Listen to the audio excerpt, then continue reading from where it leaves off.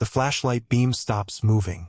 Detective Eric Thiele is crouched at the bottom of a staircase in a house on Fawn Road, Saugerties, New York. Behind him, upstairs, a grandfather is still talking. Still saying the same 6 words he said to police almost a dozen times over the last 2.5 years. I haven't seen her since 2019. Thiele isn't listening anymore. He's looking at a gap. A small one where a wooden stair tread meets the riser beside it. The kind of gap nobody notices because nobody's supposed to. Except something about this staircase has been bothering him for 90 minutes now, and he still can't say exactly what. He leans in closer. The beam catches fabric. A blanket, folded, tucked into a space that shouldn't exist. He doesn't call out. He doesn't ask questions. He reaches for a tool. Because 6 feet away, on the other side of 2.5 years of denials, of slammed doors, of a family that had turned lying to police into a kind of routine, there is a 6-year-old girl who has just heard a flashlight click on above her head and gone completely, perfectly still. She has done this before, dozens of times. She was trained for exactly this moment. What happens in the next 10 minutes will end the longest-running mystery this small Hudson Valley town has ever known. It will answer the question a police department couldn't answer for 2.5 years, no matter how many times they knocked on the same door. And it will reveal something that should never have been possible, that a missing child spent over 2 years living inside a house police visited 11 times, hidden in a space no bigger than a coffin, 3 feet from where officers stood and asked the exact same question over and over and were told the exact same lie. She was there the whole time.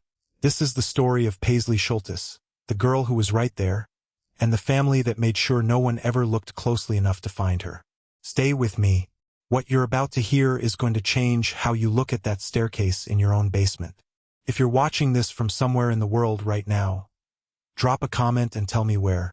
I read every single one. Let's get into it. To understand how a child can disappear for 2.5 years without ever leaving town, you have to understand the town itself. Because Saugerties, New York isn't the kind of place true crime stories usually happen in. That's exactly what made this one so hard to see coming. Saugerties sits on the western bank of the Hudson River, roughly 100 miles north of New York City, tucked into the gap between the water and the Catskill Mountains. If you've never been, picture this: a lighthouse you can walk to on foot when the tide goes out. A main street lined with antique shops and converted colonial buildings, now home to art galleries and small cafes that open late and close early. The kind of town people drive up from the city to visit for a weekend, then talk about moving to for the rest of their lives. It's not a place with a reputation for danger. It's a place with a reputation for roots, and the Schultes family had roots here that ran deeper than most. Local town historian Audrey Klinkenbeard recognized the family name the moment this case broke nationally. According to her research, the Schultes lineage in Saugerties traces back to the 1700s, tied into the same founding families that built neighboring Woodstock, the town whose name became shorthand for an entire era of American culture, less than an hour's drive from Fawn Road. That detail matters more than it might seem to at first. This wasn't a family that arrived quietly and kept to themselves. This was a name with history in the valley, the kind of family a librarian would recognize on sight, the kind of surname that carries weight in a town small enough for weight to matter. 35 Fawn Road doesn't stand out from its neighbors. It's not isolated at the edge of town, not hidden down some unmarked dirt road, not surrounded by fencing or warning signs. It sits on a normal residential street, the kind you'd pass without a second look if you were driving through. When reporters later canvassed the area, one neighbor told CBS New York exactly what you'd expect to hear: that the family seemed regular, ordinary, not the kind of people you'd look at twice. That's the detail that should stop you. Not the isolation of the house, the lack of it. A missing 4-year-old girl was, by police theory, living less than a mile from other homes, other families, other children her own age playing in yards she could probably hear from wherever she was hidden. Saugerties wasn't a backdrop built for secrecy. It was an ordinary American town that happened to contain one extraordinary sustained deception, hiding in plain sight on a street with a name, in a house nobody thought twice about. And that's the tension this entire case sits inside. A town built on visibility, old families, familiar faces, a historian who can trace a surname back 300 years without blinking, somehow couldn't see what was happening 3 streets over, for 2.5 straight years. Keep that image in your head as we go. An ordinary house on an ordinary road, in a town where everybody supposedly knew everybody. Because everything that happens next, every visit, every denial, every moment police stood on that porch and walked away, happened in exactly this kind of place. Not somewhere remote. Not somewhere forgotten. Somewhere close enough that the truth should have found its way out years sooner than it didn't. And the reason why starts with the people who lived inside that house, which is where we're headed next. Every story like this asks the same uncomfortable question eventually. Who were the people at the center of it? Not the headlines. Not the charges. The actual people, the ones who made choices day after day, that led to a 6-year-old girl living beneath a staircase. To understand this case, you have to sit with them before you judge them, because the full picture is more complicated than a single sentence can hold. Paisley Joan Schultes was born into a family that had already been shaped by loss. Before she came into the world, her parents, Kimberly Cooper and Kirk Schultes Jr., had lost 2 daughters in infancy. That's not a detail included to soften anything that happened later. It's included because it's true, and because any honest account of this case has to hold 2 things at once.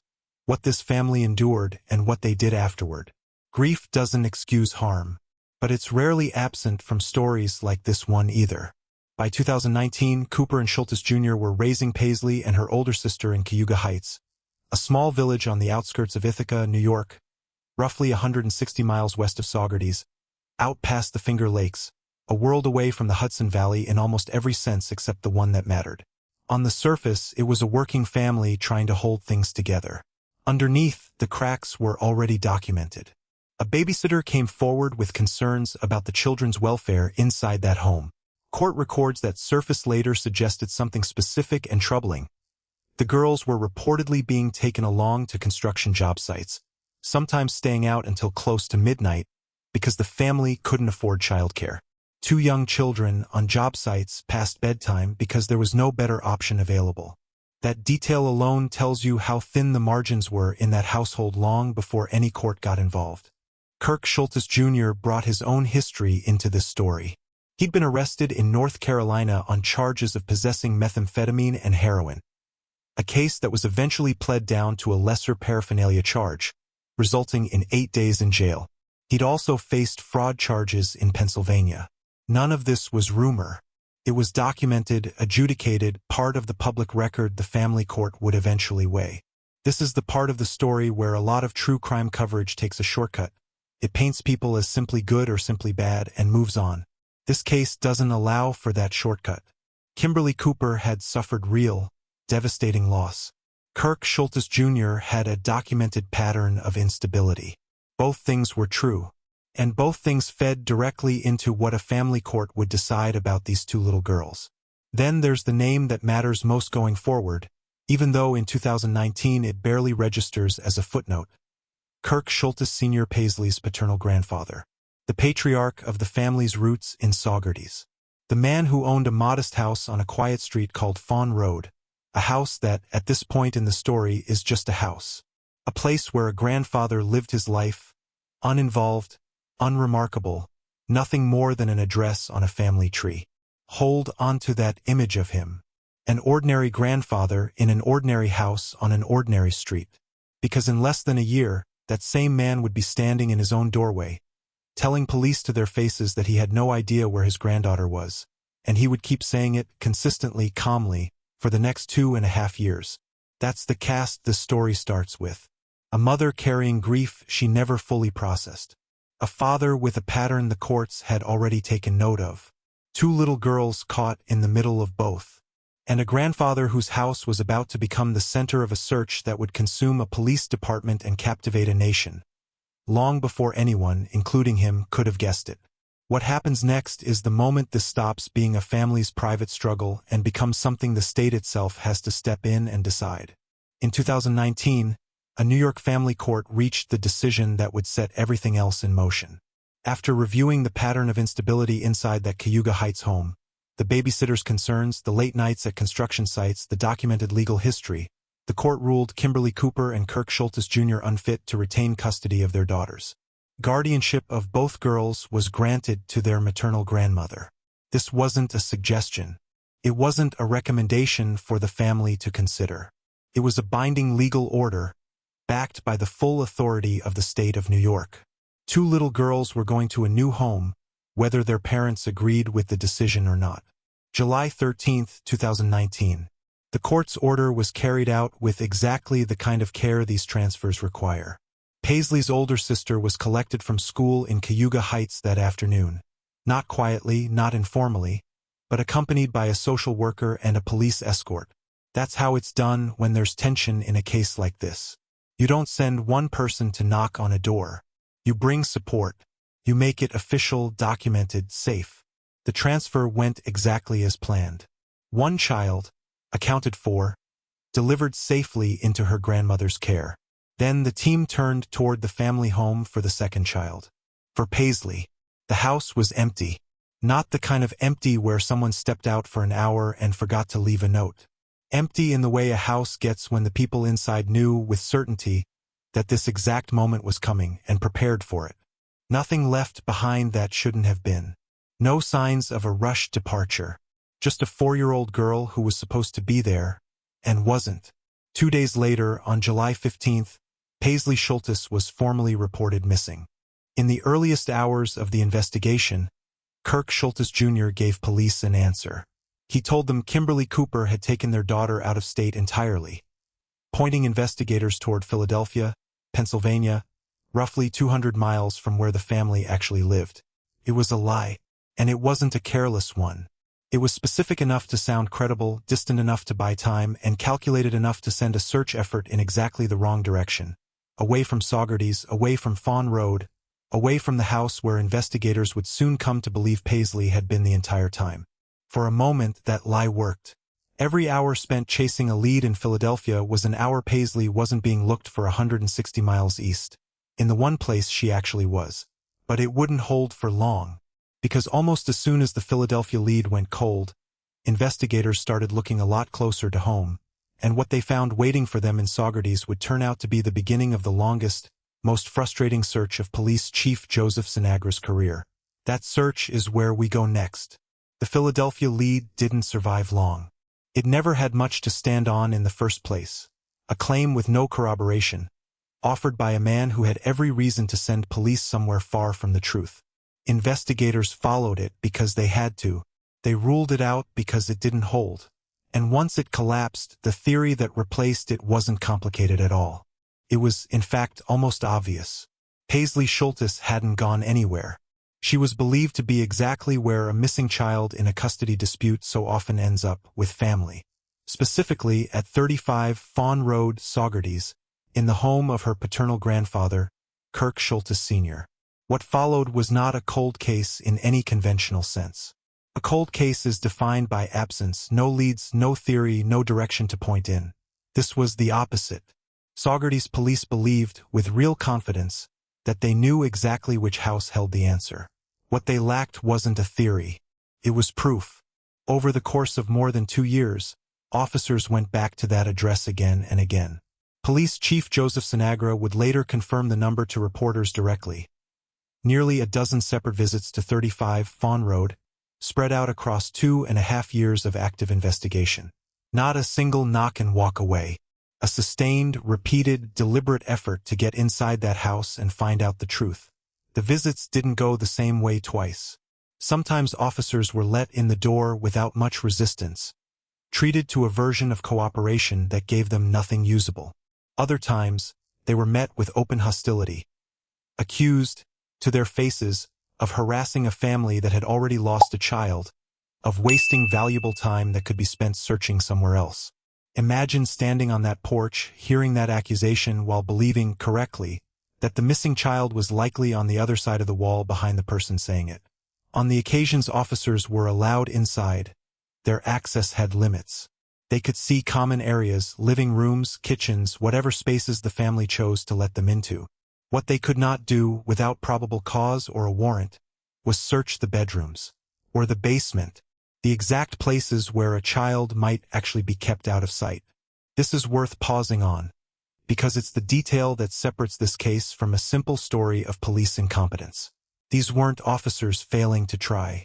These were officers running directly into the edge of what the law allowed them to do, turned away not by a lack of effort, but by a legal boundary that exists for reasons far bigger than any single case.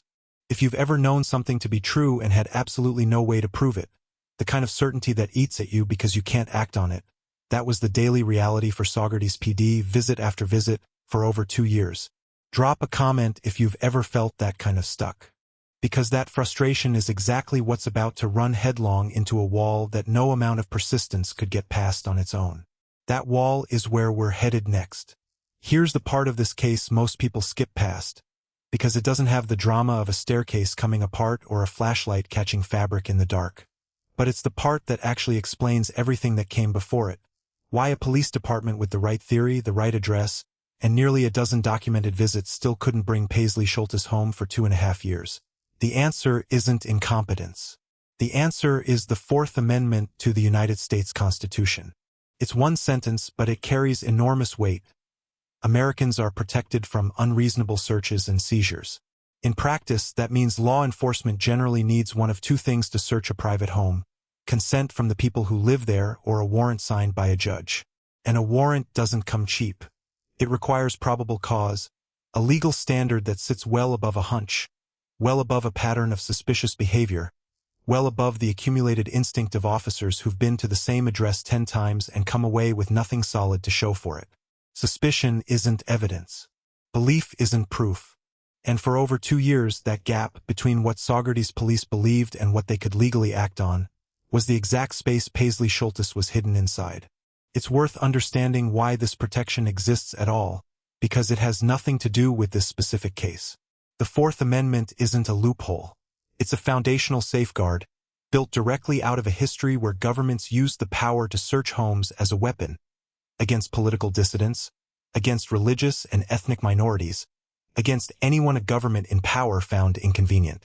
Without that protection, the same authority that eventually found Paisley could just as easily be turned against anyone, for any reason, on nothing more than a rumor. That's not an abstract principle in this story. It's the exact mechanism that let a family with 3 centuries of roots in the same town use the law's own protections as a shield. Kirk Schultes Sr. didn't need a lawyer whispering in his ear to understand how this worked. He simply had to do one thing consistently every single time an officer showed up. Say no. Say he hadn't seen her. Say it calmly, say it the same way every time, and let the Constitution do the rest of the work for him. For 2.5 years, it worked exactly as intended. Not because the system was broken, but because it was functioning precisely the way it's designed to function, even when the outcome in one specific case is almost unbearable to sit with. Police Chief Sinagra would later be candid about the frustration this caused inside his own department. His officers had done everything within their power. They kept coming back. They kept being told no. And without a warrant, there was nowhere further for that no to go. That's the wall. Not a wall built by bad policing. A wall built by the same protections that keep any of us safe from a government deciding, on a whim, that our homes are next. What finally got investigators past it wasn't a change in the law. It was something far more specific. A single piece of information that gave them exactly what they'd been missing for over 2 years. That's where we're headed next. A tip comes in. An officer drives out to Fawn Road.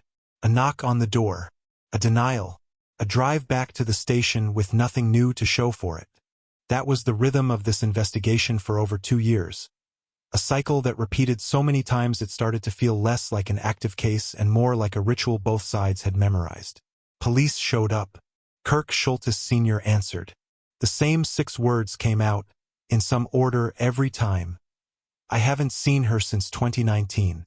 But the repetition wasn't as uniform as it might sound from the outside, and that's part of what made it so exhausting for the officers living through it. Some visits were almost cordial. A grandfather standing in his doorway, calm, cooperative sounding, patiently repeating a denial he'd clearly rehearsed. Other visits turned tense fast, with accusations thrown back at police before they'd even finished asking a question. Accusations of harassment, of wasting time, of targeting a family that had already suffered enough. Imagine standing on that porch, absorbing that accusation, while carrying the growing certainty that the truth was sitting somewhere behind the walls just past the person saying it. And the entire time, on the other side of that door, a life was quietly being built for a child who, according to every official record and every statement made to police, did not exist inside that house at all. A bedroom had been set up with Paisley's name written directly on the wall. A bed inside it showed the kind of wear that comes from regular nightly use, not the untouched stillness of a room kept empty and waiting.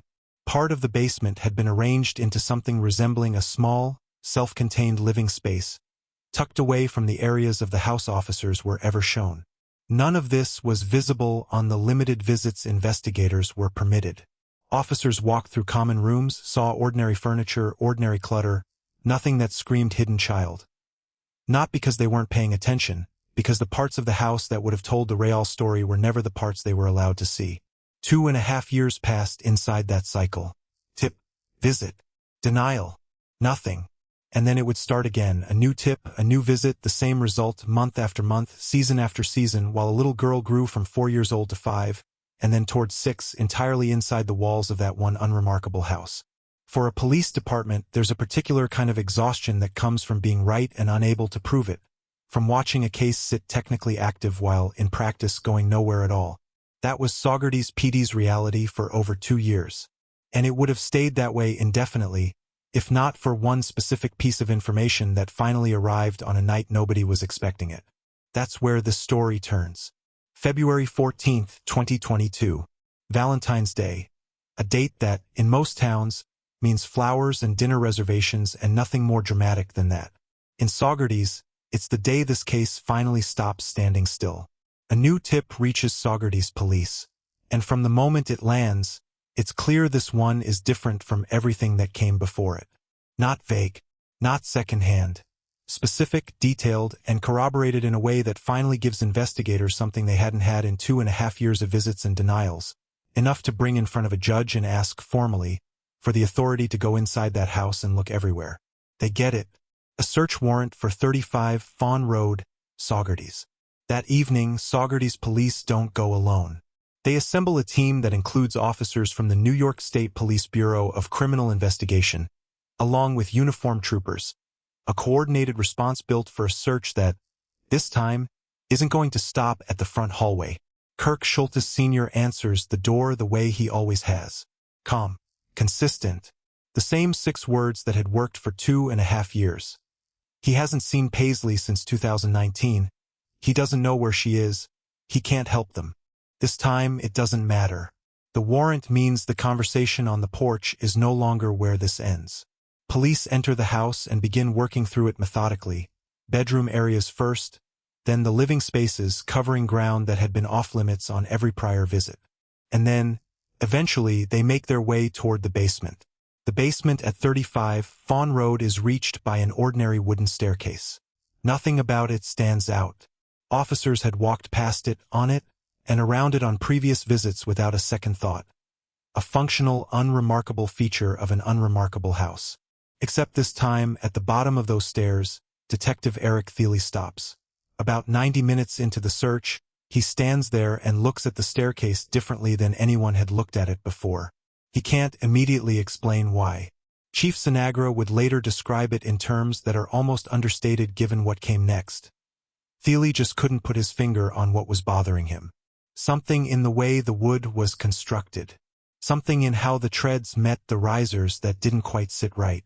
He reaches for his flashlight. For 2.5 years, this staircase had been walked past by officer after officer, visit after visit, without a single one of them stopping to look twice. Tonight, one detective does.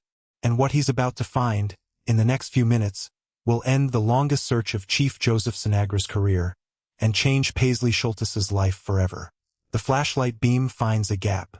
A small one, barely noticeable, the kind of imperfection you'd walk past 100 times without registering it. Detective Eric Thiele angles the light directly into it. Fabric.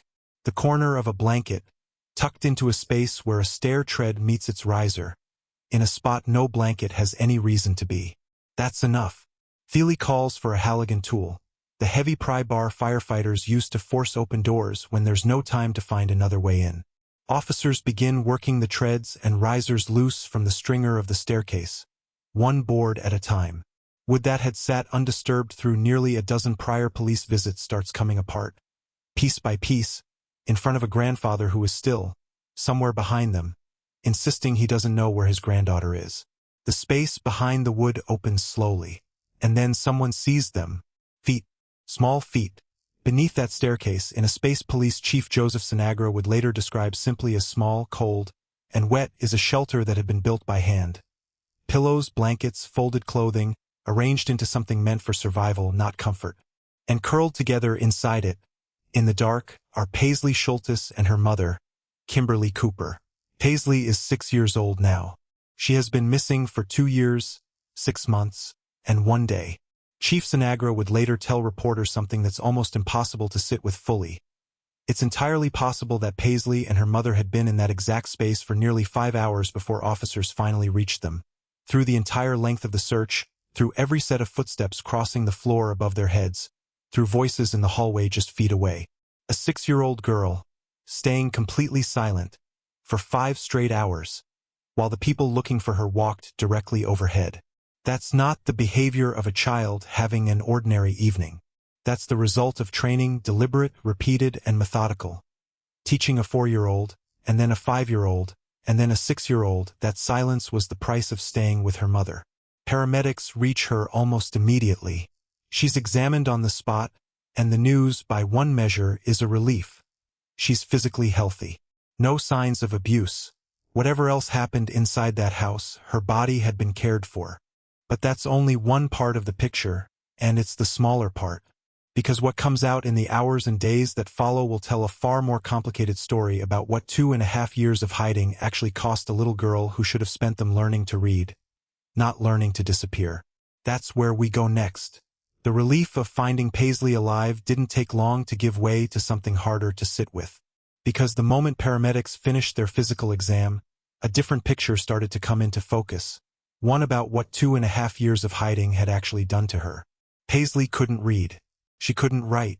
Chief Joseph Sinagra confirmed it plainly at a press conference in the days that followed. She hadn't attended school a single day since her disappearance in 2019, and there had been no homeschooling in place to fill the gap. No structured lessons. No workbooks. Nothing standing in for the classroom she should have been sitting in for 2.5 years. It went further than education. She hadn't seen a doctor in all that time either. No checkups. No vaccinations. No developmental screenings. None of the routine care that exists specifically to catch problems before they become serious. For 2.5 years, Paisley had existed almost entirely outside every system built to notice when a child needs help. In the days after the search, the legal consequences began. 3 people were arrested. Kimberly Cooper, Paisley's mother, was charged with second-degree custodial interference and endangering the welfare of a child. She was already the subject of an active warrant out of Ulster County Family Court at the time officers found her. She was arraigned in Saugerties and taken to Ulster County Jail. Kirk Schultes Jr., Paisley's father, was charged with first-degree custodial interference, a felony, along with endangering the welfare of a child, a misdemeanor. He was arraigned and released on his own recognizance. Kirk Schultes Sr., the grandfather who had answered the door with the same denial nearly a dozen times, was charged with the identical felony and misdemeanor as his son. He was also released on his own recognizance. All 3 initially pleaded not guilty. The defense in this case never disputed the central fact. It couldn't. The photographs of the space beneath the staircase were already public. What the defense argued instead was about intent and framing. Attorneys for Kirk Schultes Jr. stated he had been actively fighting for custody through family court for 2.5 years and had never relinquished his claim to his children. Kimberly Cooper's attorney described her as a mother who loved her daughter fiercely enough to do anything to protect her, and disputed characterizations of the space beneath the stairs as sinister. The grandfather's attorney asked the public to reserve judgment, describing the family simply as people who loved their children. The legal outcomes that followed took time to unfold, and didn't move the same direction for everyone. In July 2023, Kimberly Cooper's charges were adjourned in contemplation of dismissal, a legal arrangement in New York State where charges are set aside and ultimately dismissed if the person avoids further legal trouble for a set period, in her case 1 year. As part of that arrangement, custody of Paisley was returned to her mother. Kirk Schultes Jr.'s legal record continued to grow after this case. In December 2022, he was arrested for giving a false name during a traffic stop in Saugerties.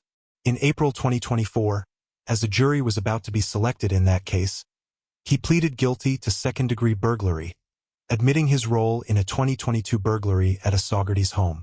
As of the most recent public reporting available, the resolution of Kirk Schultes Sr.'s case had not been publicly confirmed. All three remain legally presumed innocent of any charge that has not been formally adjudicated in court.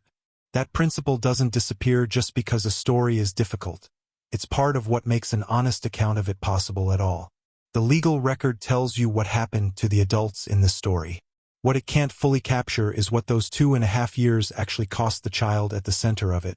And that's where we have to go next. Somewhere between the ages of 4 and 6, most children learn the alphabet. They learn to hold a pencil correctly, to trace letters until they start to look like their own name, to sit in a circle with other kids and wait their turn to speak. Those years aren't just time passing. They're the foundation everything else in a child's education gets built on top of. Paisley Schultes spent those exact years learning something else entirely. She learned stillness. She learned that certain sounds, a car pulling into the driveway, an unfamiliar voice near the door, footsteps that didn't belong to anyone in the house, meant it was time to move quickly and quietly to a specific place beneath the stairs and stay there without a sound for however long it took. Police Chief Sinagra's own account of the final search makes clear how well that training held. Possibly 5 hours of silence, with officers walking the floor directly above her, and not one sound to give her away. That's not something a 6-year-old arrives at naturally. It's the result of repetition, the same instruction, reinforced again and again, across nearly a dozen documented police visits, until stillness became reflex. The developmental gap this left behind is well documented and plainly stated by police. No schooling, no reading, no writing, no medical care of any kind for 2.5 years. Those aren't abstract losses. They're specific, measurable years, the exact window when children typically build the skills everything afterward depends on. And Paisley spent them hidden instead. She was reunited with her grandmother and older sister in the aftermath of the search. By any reasonable measure, a genuine rescue. But it's worth acknowledging something the case doesn't make simple. Whatever the courts had ruled about her mother's fitness to parent, Kimberly Cooper was still the person Paisley had spent 2.5 consecutive years with. A reunion with family she hadn't seen in that same span of time wasn't necessarily uncomplicated for a 6-year-old processing all of it at once. Chief Sinagra addressed this directly in the aftermath, in words that have stayed part of the public record on this case. Asterisk, I understand as a parent, no one wants to lose custody of their children. But sometimes the right thing for us to do for our children is the hardest thing to do for our children. Asterisk, he went further, noting that whatever had led to the original custody ruling in 2019 might, by 2022, have already been resolvable through the legal system, if the family had complied with the court's decision instead of spending 2.5 years hiding from it. That's the calculation this case ultimately comes down to. A choice made by adults in 2019, and a bill that a 6-year-old girl was still paying in 2022, one that, in less visible ways, she may still be paying now. What's certain is this. Paisley Schultes is alive, she's safe, and she has time. Time to learn what she missed. Time to build a life on top of what she survived. That's not nothing. In a story this dark, it's the one part that points forward instead of back. What this case leaves behind, beyond Paisley's own recovery, is a harder question, about what it takes to protect a child when the people hiding her are the same people legally responsible for her. That's where we land next. Paisley Schultes was found for one reason above every other detail in this case. On February 14, 2022, after 2.5 years of silence, somebody decided they couldn't stay quiet any longer. Police Chief Joseph Sinagra never publicly named the source of that final tip. He didn't say who it was, what exactly they knew, or why they chose that particular night to come forward after years of saying nothing. But without that one piece of information, there's no reason to believe this case ends any differently than the 2.5 years that came before it. Another visit, another denial, another drive back to the station with nothing to show for it. That's the part of this story worth sitting with longest. Not the staircase. Not the flashlight. The phone call or the conversation or however that tip actually reached police. Coming from someone close enough to this family or this town to know something the rest of the world didn't. Someone who watched nearly a dozen police visits fail to produce anything, and who still, eventually, decided that staying silent wasn't something they could keep doing. Whoever they were, whatever it cost them to come forward in a town small enough that very little stays private for long, they did the one thing that changed everything. And a 6-year-old girl came home because of it. It's easy to walk away from a case like this focused only on the people who did harm, the denials, the lies repeated for 2.5 years, the choices that put a child under a staircase in the first place. That part of the story matters, and it shouldn't be softened. But it isn't the whole story. The other half belongs to Detective Eric Thiele, who looked at an ordinary staircase differently than everyone before him had. It belongs to Chief Sinagra, who kept his department returning to that address again and again, year after year, even when every visit ended the same way. And it belongs to whoever made that call on Valentine's Day in 2022, and finally gave all of that persistence somewhere to land. Paisley Schultes is alive today because people kept showing up, kept looking, and eventually kept talking. That's not a small thing. In a lot of cases like this one, it's the entire difference between a resolution and a case that never closes at all. If you've ever known something and hesitated to say it, not because you doubted it, but because you weren't sure it was your place, or you were afraid of what it might cost you, I want to hear about it in the comments below. Sometimes that hesitation is the only thing standing between someone and the help they need. And if this story affected you the way it affected me putting it together, hit subscribe. Next week, we're covering another case where one detail, overlooked for years, finally cracked everything open. Hold your people close tonight,